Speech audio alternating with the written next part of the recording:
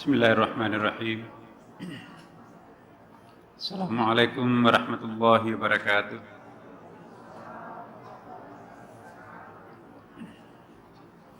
Alhamdulillahi rabbil alamin.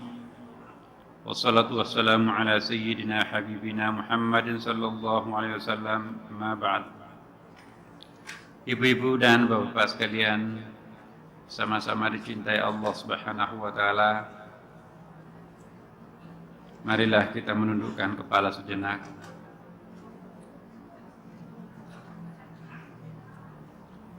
Kita mengatur pernapasan kita,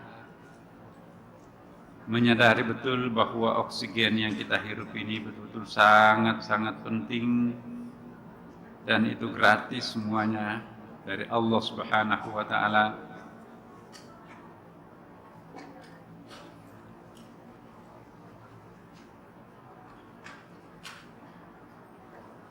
Kita berusaha melupakan semuanya. Kita pusatkan perhatian kita hanya tertuju semata-mata hanya kepadanya, Allah Subhanahu wa taala. Kita nggak mungkin bisa menyelesaikan seluruh persoalan kita, Bapak Ibu. Mulai dari persoalan yang kecil sampai persoalan kita yang paling berat, serahkanlah kepadanya. Dengan memohon pertolongannya, Dia adalah la haula wala quwwata illa billah. Semoga kita memperoleh keringanan beban. Tuhan Maha tahu kalau beban batin kita bersusun-susun. Tuhan Maha tahu kalau beban pikiran kita bertumpuk-tumpuk. Tuhan Maha tahu kalau beban ekonomi kita sekarang, di antara kita ada yang sedang morat-marit. Kita tidak tahu jalan keluarnya keesokan hari, apalagi lusa, apalagi minggu depan.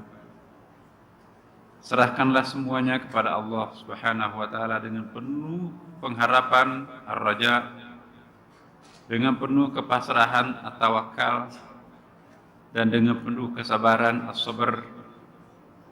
Insyaallah Tuhan tidak mungkin bisa menyia-nyiakan hambanya yang sangat mencintai dirinya. Orang kafir saja ditolong, apalagi ada orang yang 24 jam selalu merintih dan memohon pertolongannya. Tidak ada hambanya yang betul-betul memohon sangat khusyuk kepadanya yang tidak dikabulkan permohonannya. Jangan tanggung, Bapak. Malam ini kita coba menyerahkan sepenuhnya seluruh urusan dan problem kita hanya kepadanya. Insya Allah Tuhan akan meringankan beban kita. Tuhan akan memberikan apa yang kita harapkan, sejauh itu memang betul-betul bermanfaat untuk kita dunia dan di akhirat. Namun jika Allah tidak mengabulkan harapan dan permohonan kita, itu bukan berarti yang terbaik bagi kita. Yakinlah Tuhan selalu memberikan yang terbaik bagi hamba yang selalu mencurahkan penuh dirinya terhadapnya. Dia Maha tahu apa yang kita butuhkan. Terkadang Allah memilihkan yang terbaik lebih daripada apa yang kita angan-angankan. Terkadang apa yang terbaik di mata Allah sangat biasa-biasa buat kita, padahal itu sesungguhnya tidak. Bahkan kadang-kadang Allah memilihkan sesuatu yang paling kita tidak sukai, kebalikan daripada apa yang kita harapkan terhadapnya. Tapi bagi Allah itu yang terbaik buat kita. Belajarlah pasrah terhadap apa yang dari Allah Subhanahu wa taala. Tidak mungkin Tuhan memberikan apa yang tidak bermanfaat buat kita setelah kita pasrah menyerahkan diri kita terhadapnya. Ya Allah, ya Tuhan kami, berikanlah kami apa yang Engkau anggap baik. Jangan memberikan kepada kami apa yang menurut-Mu kurang baik buat kami sekeluarga. Ya Allah, ya Tuhan kami hadir di sini terpanggil oleh kecintaan kami terhadap-Mu, terpanggil oleh ketakutan kami terhadap dosa-dosa masa lampau kami jika Engkau tidak maafkan. Kami hadir di sini betul-betul karena kami merindukan dirimu. Tempat inilah tempat yang paling nyaman buat kami. Tempat ini adalah tempat yang paling ideal buat kami. Oleh karena itu, pada malam ini, maghrib kali ini, berkahilah kami semuanya. Berkahilah seluruh aktivitas kami hari ini. Ampunilah seluruh dosa-dosa kami, mulai dari terbit fajar sampai tertutupnya mata kami, ya Allah. Kami pasrah, kami serahkan sepenuhnya terhadap-Mu. Bimbinglah, tuntunlah kami semua. Pertahankanlah kebaikan yang kami miliki, tambahkanlah ilmu-ilmu yang bermanfaat buat kami. Ala hadhihi niyyah wa la kulli niyatin salih. Al-Fatihah. A'udzu billahi minasyaitonir rajim. Bismillahirrahmanirrahim. Alhamdulillahi rabbil alamin, arrahmanir rahim, maliki yaumiddin. Iyyaka na'budu wa iyyaka nasta'in. Ihdinas siratal mustaqim, siratal ladzina an'amta 'alaihim ghairil maghdubi 'alaihim waladdallin. Bapak Ibu sekalian, kita lanjutkan bacaan kita minggu lalu, ialah idza aradta an ta'rifa qadrak indahu fanzur fi madza yuqimuk. Jika engkau ingin mengetahui kedudukanmu di sisi Allah, perhatikanlah di mana Dia menempatkanmu. Kalau Allah menempatkan kita bersama-sama dengan orang yang tidak pernah tersentuh dengan air wudhu, keningnya tidak pernah tersentuh dengan sajadah, yang mulutnya tidak pernah berhenti membicarakan aib dan kebohongan orang lain, maka kita bisa mengucap na'udzubillah min dzalik. Tapi jika Allah menempatkan kita bersama dengan orang-orang yang selalu ruku, selalu hatinya tergantung pada Allah, dan selalu bersama-sama kita dengan orang-orang yang arif, maka insya Allah tempat kita pun juga di akhirat bersama-sama dengan mereka. Jadi sekali lagi, jika kita ingin mengetahui kedudukan kita nanti di sisi Allah, perhatikan siapa di sekitar kita sekarang ini. Alhamdulillah, ibu-ibu dan bapak sekalian, kita didekatkan oleh orang-orang yang dicintainya. Maka ini pertanda bahwa Allah sedang memberikan kasih-Nya terhadap kita.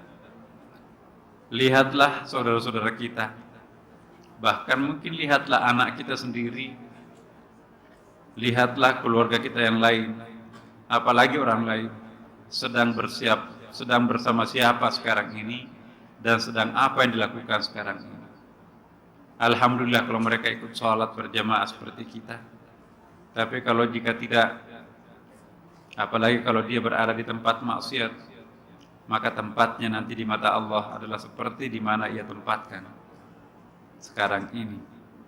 Maka itu syukurlah Bapak Ibu, Allah menganugerahkan kesempatan, kemampuan untuk berpuasa Senin sunat, sholat jamaah, tadarusan, mengaji bareng, dan insya Allah kita akan tutup dengan sholat berjamaah.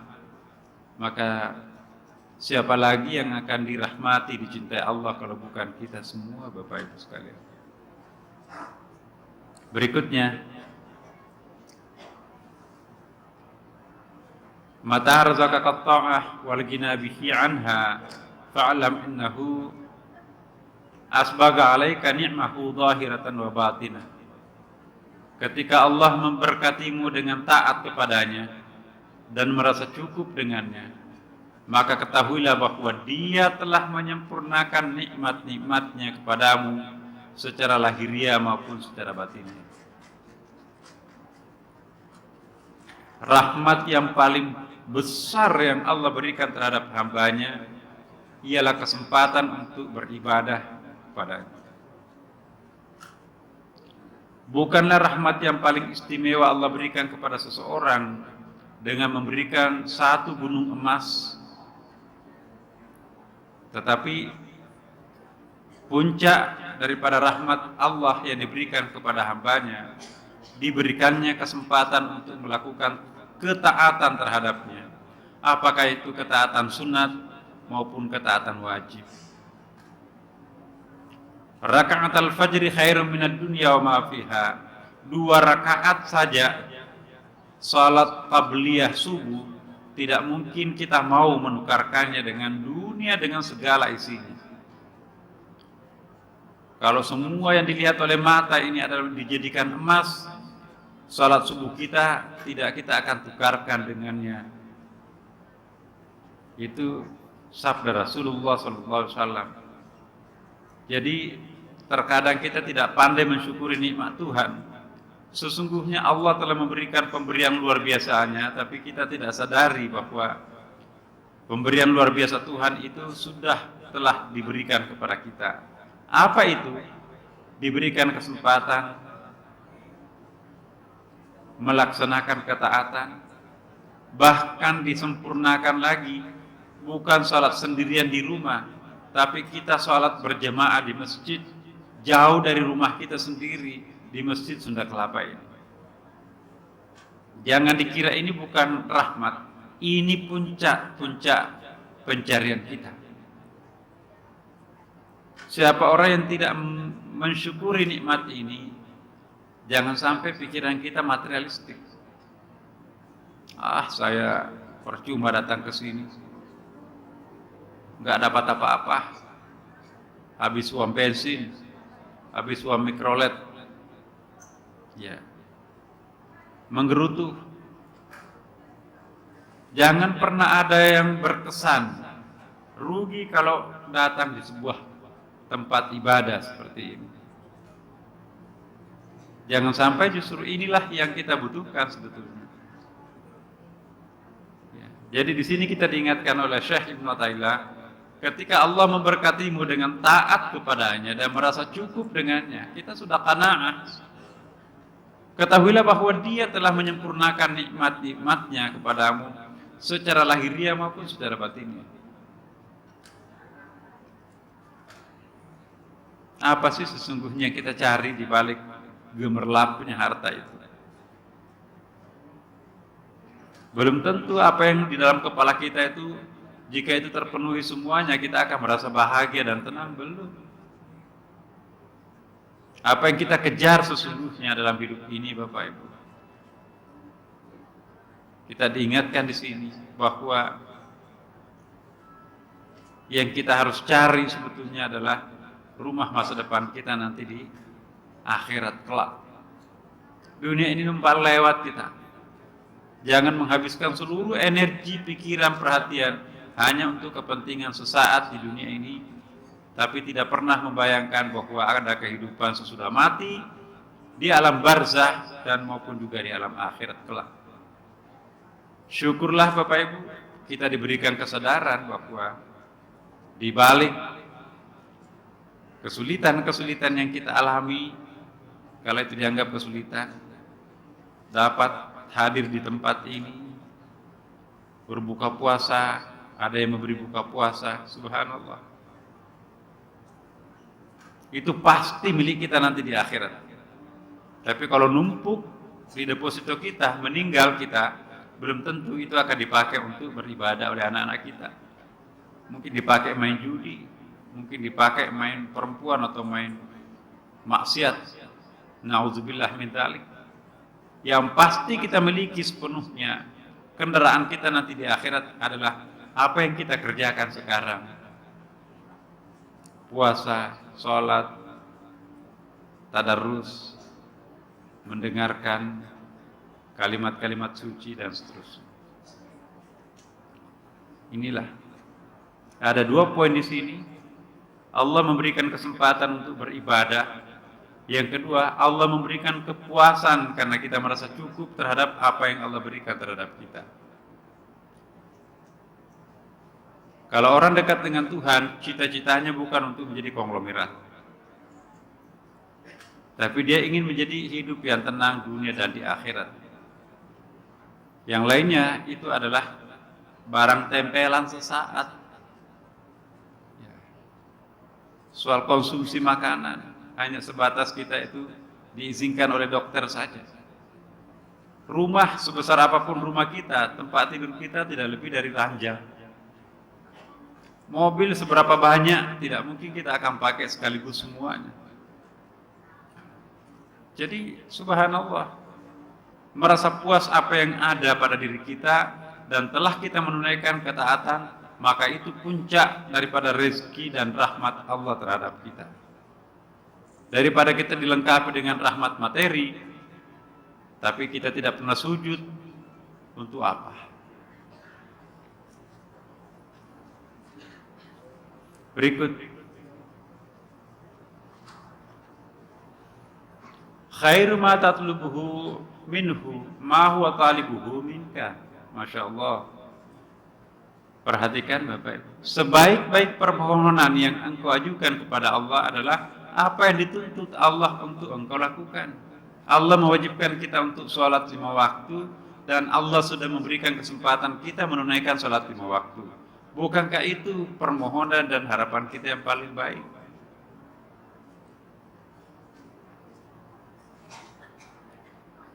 Jangan kita mencari sesuatu yang tidak ada, pasti nggak akan mungkin dapat. Dan jangan mencari sesuatu yang sudah di tangan, juga pasti tidak akan dapat. Kenapa? Karena kita sudah dapat. Kadang-kadang kita seperti itu, jauh ke sana kemari mencari, padahal kacamatanya ada di kepalanya. Iya.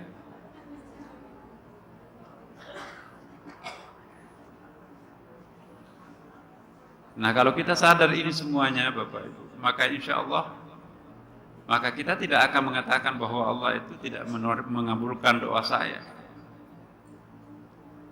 Doa yang paling ampuh, doa yang paling tinggi nilainya buat kita adalah memohon kepada Allah agar perintahnya dilaksanakan, larangannya dijauhi.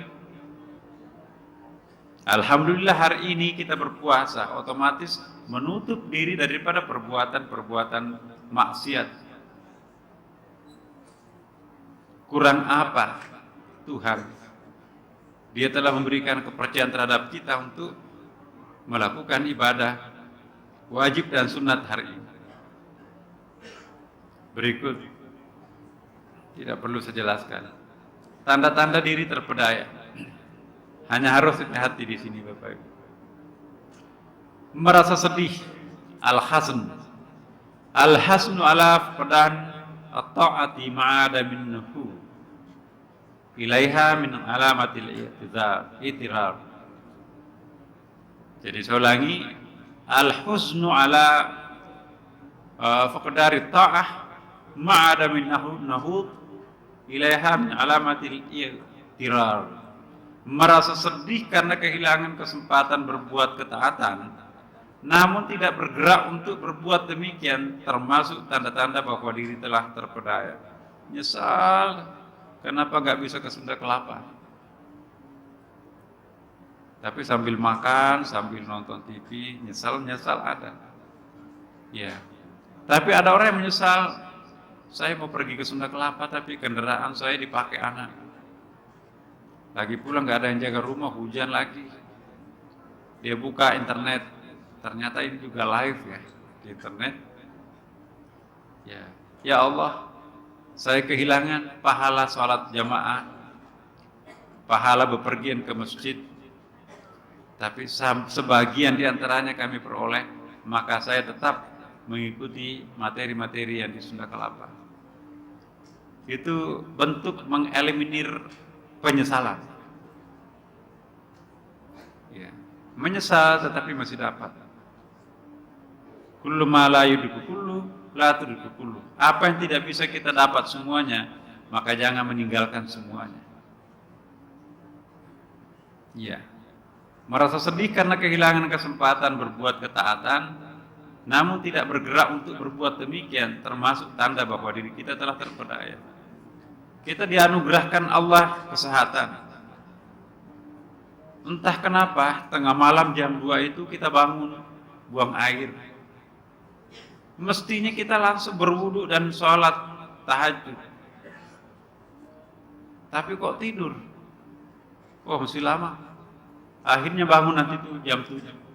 Menyesal, kenapa ya tadi malam itu saya nggak sekaligus sholat tahajud. Pada ini kesempatan paling bagus. Menyesal ya, lumayan ada penyesalan. Daripada yang nggak menyesal sama sekali kan tentu lebih buruk lagi. Nah, tetapi kita seringkali hanya menyesal tapi tidak melakukan langkah-langkah untuk mengurangi tingkatan atau tingkat penyesalan itu. Orang yang mengurangi tingkat penyesalannya itu mendapatkan pujian Allah. Wahai hambaku, kami tahu uzurmu. Uzur itu artinya alasan. Kami tahu alasan Anda mengapa sampai tidak pergi ke Sunda Kelapa. Saya mengerti. Ya. Dan kamu sedang melakukan sesuatu untuk mengurangi kekecewaanmu sendiri.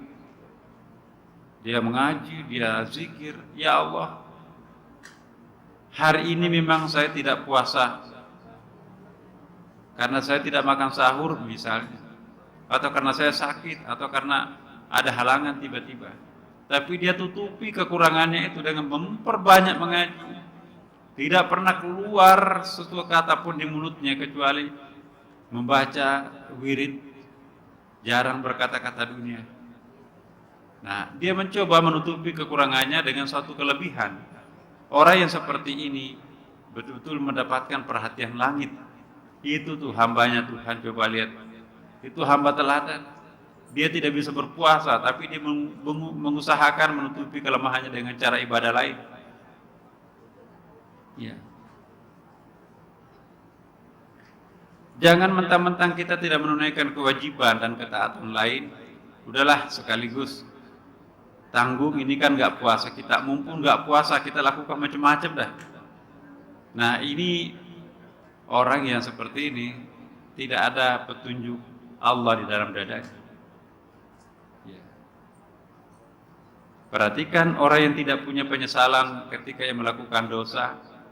Biasanya orang itu mengalir barang haram masuk di dalam dirinya sendiri. Orang yang tidak menyesali perbuatan dosa perlu introspeksi. Jangan sampai minuman, makanan atau apapun yang masuk di dalam anggota badannya adalah barang-barang yang tidak halal. Sepanjang kita masih rajin mengkonsumsi barang halal, tidak mau memasukkan ke tenggorokan ini kecuali yang murni kehalalannya, pasti kita akan menyesal manakala kita tidak melakukan ketaatan. Waspadalah terhadap tidak adanya penyesalan ketika meninggalkan kewajiban. Boleh jadi darah yang mengalir dalam tubuh kita itu, energi yang kita gunakan untuk hidup itu adalah berasal dari yang syubhat, bahkan mungkin yang haram. Selama kita memelihara makanan halal terus-menerus masuk dalam perut kita, masuk dikonsumsi oleh anggota keluarga kita, maka insya Allah akan memproteksi kita dari berbagai macam hal yang kita tidak inginkan.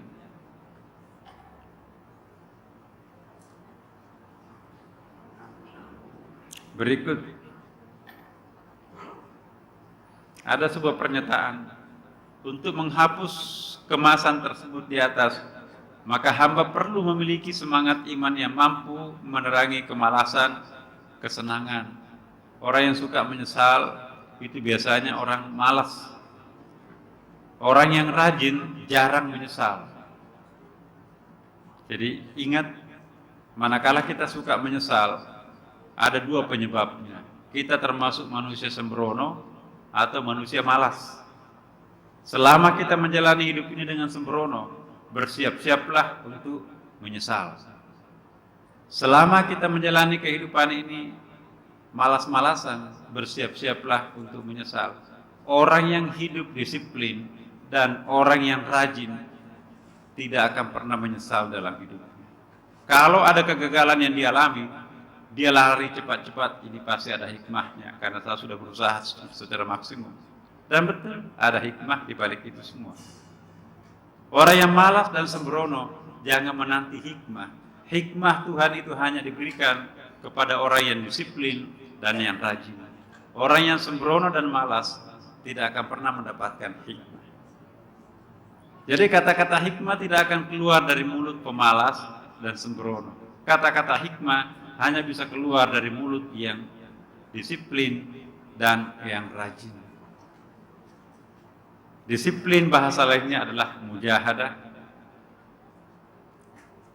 Rajin bahasa lainnya adalah at-ta'ah. At-ta'atu wajibah. Ya.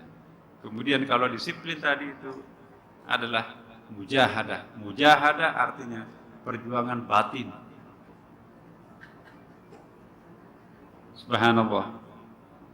Berikut Bapak, tangis penyesalan. Andai kata kesedihan kita sampai menangis, mencucurkan air mata pun diiringi dengan penyesalan, akan tetapi tidak dengan usaha untuk mencapai apa yang menjadi kewajibannya sebagai hamba Allah, maka tangis dan penyesalan itu akan tinggal penyesalan belaka, tidak ada artinya apa-apa. Ya. Orang yang suka menyesal pasti dua syaratnya: sembrono, malas. Penyesalan tidak akan pernah ada artinya apa-apa di dalam hidup kita. Rabi'ah al-Adawiyah pernah mengatakan, jangan engkau sedih seperti itu, katakanlah alangkah sedihnya rasa sedihku, sebab jikalau benar-benar engkau bersedih, kelak tidak akan diberi kesempatan untuk bersenang-senang. Jadi kalau kita suka bersenang-senang, bersiap-siap untuk bersedih. Ya. Coba Bu, Bapak pelajari jalan hidupnya. Kalau kita sudah 1 minggu bersenang-senang terus, tidak pernah ada musibah yang menimpa kita, tidak pernah ada bentuk kekecewaan yang melanda kita, ya. Tidak ada anggota keluarga yang bikin jengkel kita, datar hidup ini sampai seminggu, hati-hati. Biasanya Tuhan menyimpan sesuatu di balik itu. Semakin besar kesenangan yang kita alami, biasanya akan semakin berat musibah yang kita akan lewati. Semakin lama kita menikmati kebahagiaan, maka nanti juga akan berganti, akan kita lama menjalani masa kekecewaan. Wa tilkal ayyamu nudawiluha bainan nas. Jadi hidup ini berganti Bapak Ibu. Tidak ada orang di antara kita di sini sepanjang bulan dan tahunnya itu bahagia terus. Enggak ada. Tersenyum terus, tidak pernah ada kecemberutan. Tapi juga tidak ada orang yang sepanjang bulan dan tahunnya bersedih terus, tidak pernah ketawa. Kalau ada orang seperti itu tidak normal. Jadi lumrah hidup ini bahagia, sedih, bahagia, sedih, bahagia, sedih. Iya. Kalau sudah lama, 1 minggu tidak ada kekecewaan yang kita alami, coba baca surah Yasin. Hati-hati yang sudah terlalu lama tidak pernah dikena musibah, ditimpa kekecewaan. Ya. Biasanya kalau panas terus itu akan hujan deras. Nah, sebelum hujan deras itu, maka kita melakukan adaptasi. Ya Allah, sudah sekian lama saya menjalani masa-masa yang tidak ada kesedihan, senang terus. Kami yakin tidak selamanya Engkau akan menganugerahkan hamba-Mu seperti ini. Musibah apalagi, kekecewaan apalagi yang Engkau akan timpakan langkah kami berikutnya. Ya Allah, berikanlah kemampuan untuk bisa menjalani ujian-Mu itu. Begitu musibah datang, dia sudah siap. Saya sudah siap. Cuma persoalannya, kalau orang dekat dengan Tuhan, dia sudah tidak mampu membedakan mana musibah, mana kenikmatan. Hati-hati, kalau ada orang yang tidak bergeming dengan kemewahan, dengan kekayaan, dengan uang yang banyak, biasa tuh. Pasti orang itu juga menganggap biasa-biasa yang namanya musibah dan kekecewaan. Ya nggak apa-apa. Ya nggak apa-apa. Masa? Ya nggak apa-apa. Jadi orang yang seperti ini Tidak ada lagi bedanya antara batu dengan emas. Kenapa? Karena dia sudah bersahabat pencipta batu dan pencipta emas itu sendiri. Hanyalah orang yang jauh dengan pencipta batu dan emas secara ekstrim mampu membedakan mana batu dan mana emas, alias materialistik. Orang yang materialistik, kalau kehilangan emasnya, dia akan kehilangan segala-galanya menurut perasaan. Ya. Tetapi orang yang dekat dengan Tuhan, jangankan emasnya, perusahaannya dipilotkan, dia tersenyum. Saya lahir tanpa sehelai benang kok. Itu baru satu perusahaan yang pilot. Tapi Tuhan memberi aku pikiran. Dengan pikiran ini, insya Allah saya bisa meng-create, memikirkan sesuatu, rezeki akan datang lagi. Jadi kita tidak boleh putus asa. Kalau Allah mencabut sesuatu yang kita miliki, pasti Tuhan tidak akan mencabut semuanya. Minimal pikiran kita masih ada tersisa. Minimal otot kita sudah kuat untuk bekerja. Minimal sahabat kita ada yang bisa menampung kita untuk sementara waktu. Makanya itu persahabatan ini penting. Orang yang tidak pernah membesarkan satu orang pun, maka kelak nanti kalau orang sudah tua, dia akan menjadi yatim piatu. Lebih berbahaya menjadi yatim di usia tua ketimbang jadi yatim di usia anak kecil. Kalau orang yatim piatu di masa kecilnya, banyak panti asuhan menadahnya. Banyak orang-orang yang bisa memperebutkannya. Tapi kalau orang yatim di masa tuanya, yatim itu apa? Al-inqita' anisy-syai'. Yatim ialah adanya keterputusan antara sesuatu dengan sesuatu yang lain. Anak yatim disebut anak yatim karena terputus kasih sayang dengan orang yang seharusnya mencintainya, yaitu bapak ibunya. Kalau di masa hidupnya tidak pernah membesarkan orang, nggak ada anak angkatnya, anaknya pun juga itu nggak telaten diurusnya, sehingga anak biologi semata bukan anak spiritual, maka itu nanti berpotensi menjadi yatim di akhir hayatnya. Apa tandanya orang ini? Sakit, nggak ada yang tengok. Masuk rumah sakit, nggak ada yang besuk. Bahkan sampai meninggal, dihitung jari yang sholat, bahkan yang mengantar ke sana hanya pegawai pemakaman saja. Tapi kalau orang yang menanam jasa, social savingnya besar, jumlahnya banyak, masjid ini nggak muat untuk mensolati mereka. Macet sepanjang jalan untuk mengantar orang ke makamnya. Tumpah ruah air mata di bibir makamnya, mengenang jasa kebaikan. Bahkan sampai takziah malam pertama, 2, 3, 4, 5, 6, 7, 40, 100, 1000 dan seterusnya. Itu terus dibanjiri oleh orang. Kenapa? Saving sosialnya terlalu banyak. Orang yang tidak pernah saving sosial, ya miskin, yatim. Makanya itu jangan sampai menjadi anak yatim atau jangan sampai menjadi orang tua yatim. Orang tuamu sakit keras di kampung, biarin aja. Jadi hitung ongkos daripada ke sana habis. Wah, ada keluarga kok yang makamkan di sini. Sudah 10 tahun kamu nggak pernah nengok kuburan ayahmu. Orang sudah mati kok. Tapi kalau kita mencintai orang tua, setiap tahun nggak sah lebaran tanpa memegang pusara orang tua. Pusara yang sering dipegang oleh anak-anaknya, pasti yang punya pusara itu pernah menanam benih-benih cinta terhadap anak. Apa yang kita tanam, itu yang kita panen. Kalau nggak pernah menanam, jangan mimpi untuk memanen. Nah, kita hadir di sini sebetulnya adalah untuk memfungsikan cabang-cabang kecerdasan kita dalam menjalani kehidupan ini.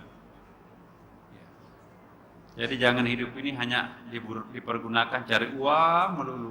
Nggak ada human relationnya itu. Tetangganya mati, nggak peduli.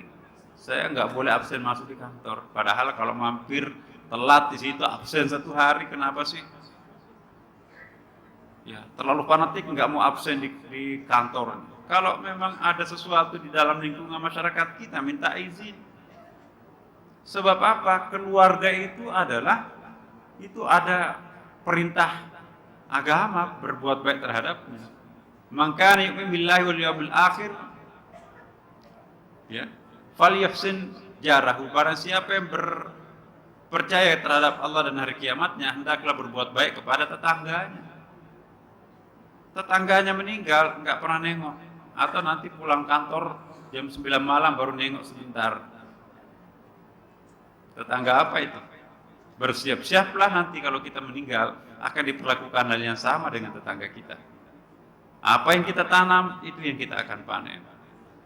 Social saving kita banyak, maka juga banyak kita panen. Berbahagialah ibu-ibu, bapak-bapak sekalian yang punya anak-anak angkat, memberi beasiswa. Pasti selalu ada yang mendoakan tanpa harus menyampaikan, Pak, saya sudah mendoakan Al-Fatihah. Ya. Bapak Ibu yang memberi beasiswa kepada PT IKI, alhamdulillah Bapak Ibu, setiap habis sholat 5 waktu didoakan.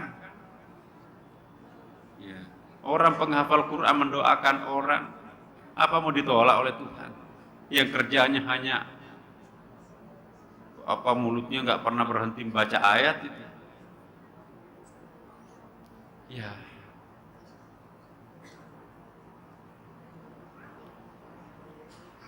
Syekh Abu Ali, orang yang menyesali dosa-dosanya, mampu menempuh jalan Allah dalam waktu 1 bulan yang tidak dapat ditempuh oleh orang yang tidak menyesali kesalahan dan dosa-dosanya dengan perjalanan bertahun-tahun. Orang yang terbiasa menyesali dosa, Bapak Ibu, recovery-nya cepat. Apa itu recovery? Contohnya begini recovery itu.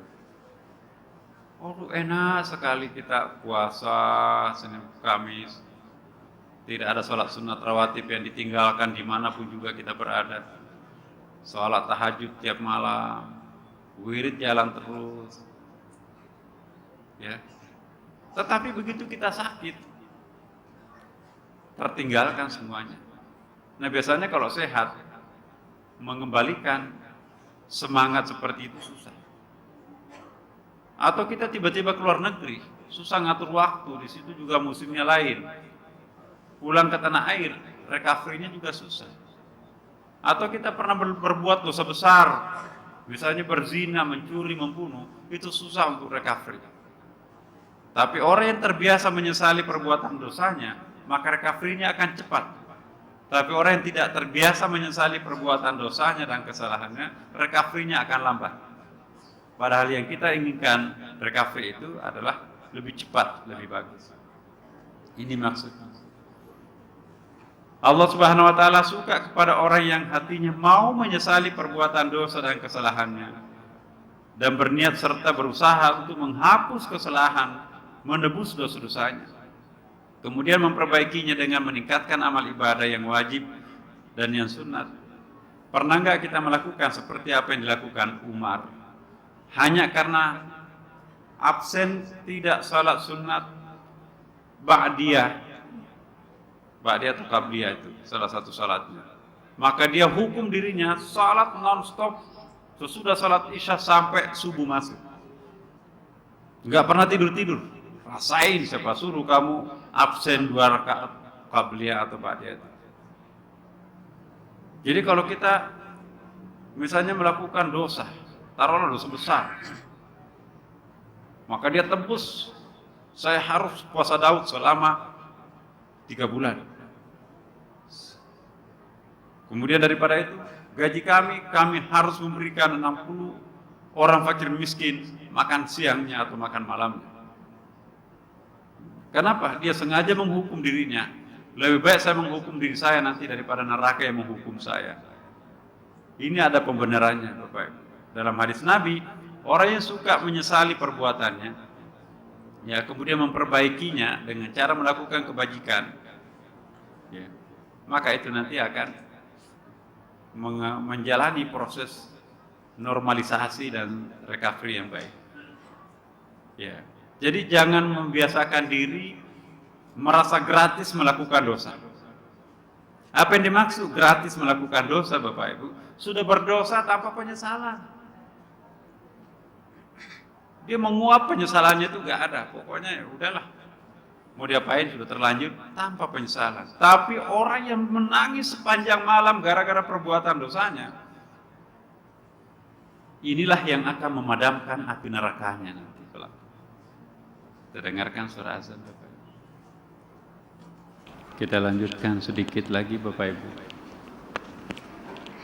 Kendala usaha seorang hamba yang hendak mencapai kebaikan selamanya menghadapi kendala. Ada dua kendala yang paling sering mengganggu kita untuk melakukan pendekatan diri terhadap Allah. Yang pertama adalah syaitan. Syaitan itu bisa berasal dari luar diri kita, yaitu sebangsa jin. Jadi Bapak Ibu, jin itu juga bisa menjadi kendala buat kita.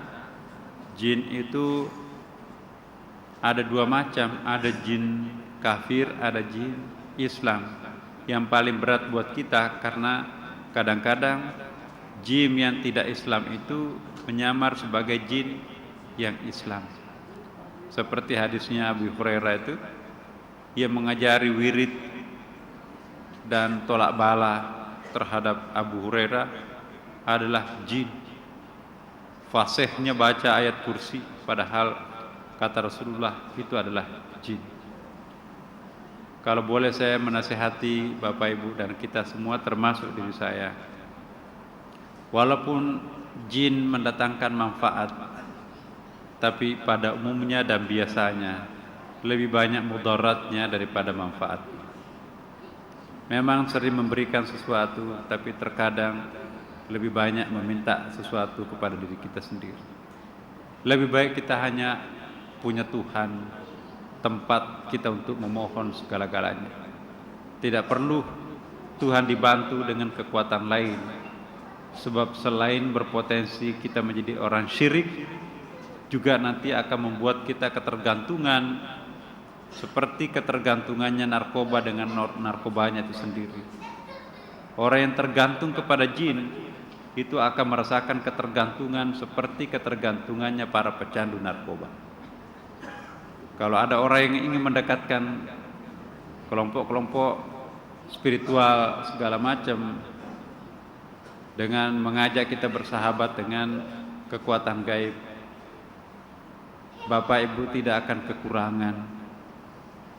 Lebih baik fokus ke Sunda Kelapa sajalah, tidak usah macam-macam. Insya Allah di sini kita tidak perlu macam-macam lah. Ada orang yang sampai berpuasa 40 hari, kemudian meninggalkan dunianya, minta memang sedikit dapat, tapi permintaannya lebih banyak lagi. Akhirnya juga saya khawatir akidahnya bisa rusak. Kalau tidak kuat dengan iman, akidah, jangan coba-coba bersentuhan dengan jin. Dan itu tidak bisa diingkari. Al-Quran mengakui keberadaan jin, Bapak Ibu, dan bisa bersahabat dengan jin ada dalam Quran. Tapi nasihatnya Quran juga lebih banyak mudaratnya daripada manfaatnya. Yang kedua adalah lemah iman. Yang tadi syaitan, baik dalam diri maupun luar diri. Lemahnya iman itu juga mudah dihinggapi penyakit malas, letih hati, sanubari. Jadi yang letih itu Bapak Ibu bukan hanya fisik. Bapak Ibu pulang kantor pasti capek, tapi yang capek di situ adalah fisik. Batin itu juga mengalami kelelahan. Hati yang tidak pernah disirami siraman rohani, maka itu nanti akan tandus, kering, gersang, lelah. Nah, kita di sini insya Allah kita mengecas baterai spiritual kita di sini. sehingga nanti semangat. Umur boleh tua, badan boleh keriput, tapi iman adalah sangat segar. Kesegaran imanlah yang membuat orang itu husnul khatimah. Iman yang lemah tidak mungkin husnul khatimah, Bapak Ibu. Dituntun la ilaha illallah, la ilaha illallah, nggak ada semangat. Tapi orang yang tegar la ilaha illallah ngangguk-ngangguk, iya saya ikut dalam hatinya, tapi nggak bisa bersuara lagi. Iya, ini yang saya lakukan sekarang ini. Itu semangatnya terlihat terpancar di akhir hayatnya orang yang sedang husnul khatimah. Tapi kalau yang kelelahan batin, dituntun la ilaha illallah, lemes gitu ya, kasihan. Maka itu perlu dibantu surah Yasin ya. Jadi alat-alat kedokteran berfungsi optimal, alat-alat spiritual juga harus difungsikan optimal. Kata Rasulullah, keluarga dekatnya membacakan la ilaha illallah di telinganya, keluarga pelayat membacakan surah Yasin di sekitarnya. Yaqra Yasin ala mautakum. Nah, jadi optimalisasi alat kesehatan untuk menyehatkan fisiknya, optimalisasi bacaan-bacaan spiritualitas kita untuk menyehatkan spiritual, biar pergi dengan tegar keimanannya. Karena kalau iman sedang keletihan ya, maka itu nanti akan kemalasan, akan mewarnai hidup kita. Bapak Ibu sekalian, saya mohon agar kita akhir-akhir tahun ini mengambil pelajaran, Bapak Ibu. Terlambat kita melakukan introspeksi kalau hanya malam 1 Januari itu.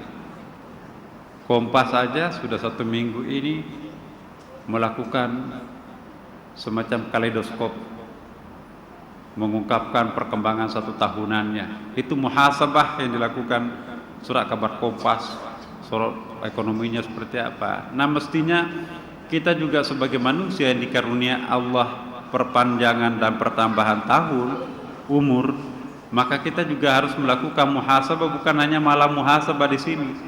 Sekarang ini kita lakukan muhasabah. Dan menutup tahun ini, kemarin juga kita melakukan hal yang sama sebetulnya Hijriah. Maka ambillah suatu hikmah psikologis, shock terapi untuk melakukan pendidikan rohani dalam diri kita sendiri. Tutuplah tahun baru, akhir tahunnya dengan sholat tahajud, buka kembali dengan sholat tahajud. Ya malas-malas sholat tahajud, mari kita akhiri tahun ini dengan sholat tahajud. Bangkitlah Bapak Ibu. Jangan kejar target dalam sholat tahajud 8 rakaat 3 witir. Kalau bisa jam 2 atau jam 3 bangun, lumayan jam 3. Jam 3 itu sudah bisa utuh. Kalau jam 2 bisa ditambahkan dengan sholat sunat tasbih. Tidur lebih awal jam 11. Insyaallah tidur yang sebetulnya 3 jam itu sudah cukup Bapak Ibu tidur kita. Ya, 3 jam. Kalau kita tidur jam 11, 1, 2, 3 jam 2 bangun, atau paling lama tidur kita itu 4 jam. Ya, memang dokter mengatakan jangan kurang daripada 6 jam. Tapi itu bahasa dokter. Bagi kita yang sudah berlangganan tidak biasa tidur lama, ya nggak ada masalah tuh, insya Allah. Jadi mulai nanti malam Bapak Ibu sekalian yang tidak atau yang sudah lama meninggalkan sholat tahajudnya, hidupkan kembali sholat malamnya. Dan jangan lupa antara rakaat dengan rakaat yang lain, sesudah salam ya, jangan langsung bangkit lagi, tafakkur di situ. Kalau perlu melingkar 1 kali sajadah panjang, melingkar tasbih panjangnya 99 istighfar. Astagfirullah. Bangkit, Allahu Akbar. kemudian bersyahadat ulang 100 kali di situ, asyhadu an la ilaha illallah wa asyhadu anna muhammadar rasulullah 100 kali. Bangkit lagi 2 rakaat. Assalamualaikum warahmatullahi, assalamualaikum warahmatullahi. Baca hasbiyallah wa ni'mal wakil, ni'mal maula wa ni'man nasir, wa la haula wa la quwwata illa billah 100 kali. Yang kita bayangkan hanya Allah di situ. Bangkit lagi 2 rakaat.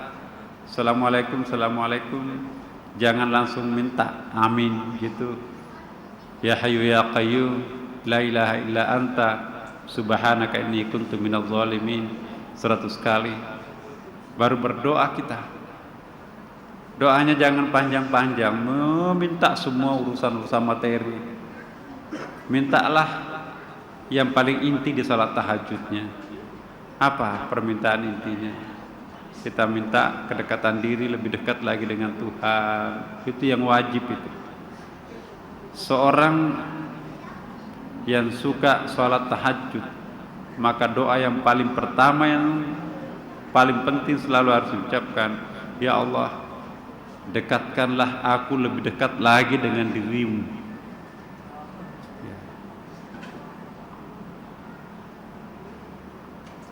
Bolehlah mintakan anak-anak, keluarga, dan seterusnya. Tapi untuk diri kita sendiri, ya Allah, kami mohon kedekatan diri dengan. Kalau kita sudah dekat dengan Tuhan, mau minta apa lagi? Kalau kita sudah memiliki pencipta surga, apakah masih ada harganya surga itu sendiri? Kalau kita sudah menyatu dengan pencipta neraka, masih adakah ketakutan dengan neraka itu sendiri? Tidak.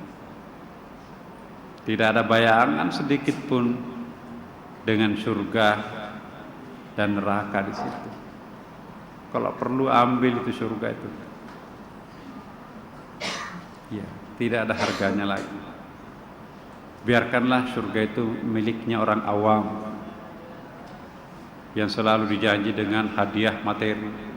Kita tidak perlu mendapatkan hadiah di dalam beribadah, karena kita lakukan semuanya lillahi ta'ala. Kita jangan menyembah karena ingin masuk surga. Itu tidak salah, tetapi terlalu awam. Kenapa Anda sholat? Saya takut masuk neraka dan saya masuk surga.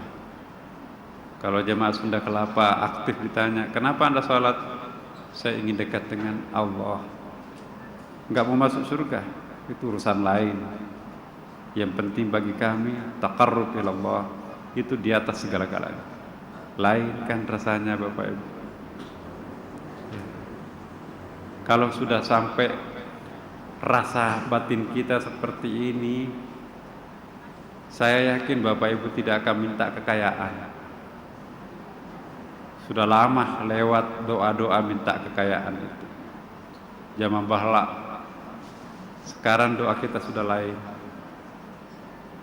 Makanya itu para arifin, orangnya sederhana. Apakah dia tidak boleh kaya dan tidak bisa kaya? Kalau dia mau minta kekayaan gampang. Cuma dia sadar bahwa kekayaan yang paling sejati dan abadi adalah ghinan nafs. Al-ghina, ghinan nafs, kekayaan yang paling puncak adalah kekayaan rohani itu sendiri. Ya. Kalau rohani kita kaya, yang kecil bisa terasa banyak. Kalau rohani kita miskin, yang banyak terasa sedikit. Subhanallah. Hidup kita itu cuma berapa, Bapak? Enggak mungkin 1000 tahun. Setiap hari orang di sekitar kita kan meninggal tuh. Setiap hari uban kita di kepala bertambah. Tanda-tanda ketuaan bermunculan di dalam anggota badan kita. Itu sebentar lagi kita akan kena giliran. Apa yang kita persiapkan? Enggak. Jadi Bapak Ibu, mumpung belum terlambat, ubahlah pandangan dunianya, pandangan hidupnya, bahwa kehidupan kita yang paling abadi ini bukan di sini, tapi di sana. Persiapan hidup di sana yang harus diutamakan, bukan persiapan hidup di sini semata-mata. Tinggalkan yang haram. Mari kita mengumpulkan yang sunat-sunat kecil-kecil sampai yang fardu apalagi. Jadi nanti malam Bapak Ibu, nikmati salat tahajudnya. Jangan merasakan tahajud itu sebagai beban. Orang mau tidur kok bangun lagi.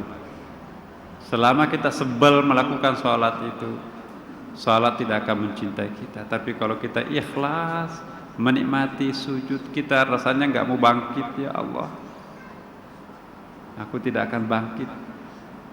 Sampai berlama-lama sujudnya di situ. Kalau perlu 1000 subhana rabbiyal a'la tidak akan pernah. Aku lebih nikmat sujud daripada ruku. Aku lebih nikmat ruku daripada berdiri, ya Allah. Puncak kenikmatan bukan lagi pada berdiri, bukan lagi pada ruku, tapi puncaknya justru adalah sujud itu sendiri.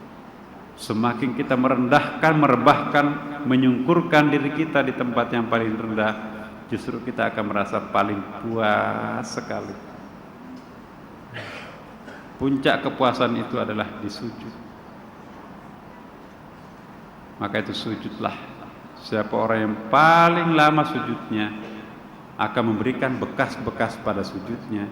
Bekas sujud itu adalah ketenangan batin, kearifan. Orang yang rajin sujud malam Bapak Ibu, bahasa batinnya menembus perasaan.